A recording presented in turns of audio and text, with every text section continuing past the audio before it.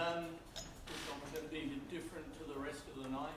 This is a song by a person called Tony Joe White, who some of you might know as a swamp blues singer from the south of America. And I heard this song when I was in my late teens, which is a while ago.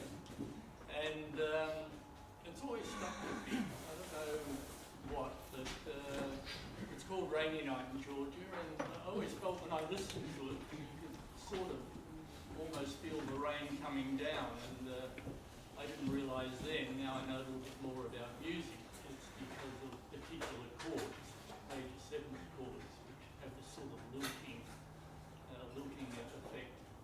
So this is the song I'm going to do.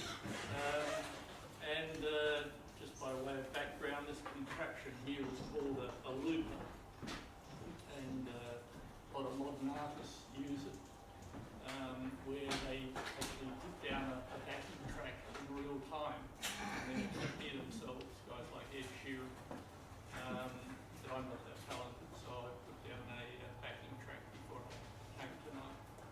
So hopefully everything will work.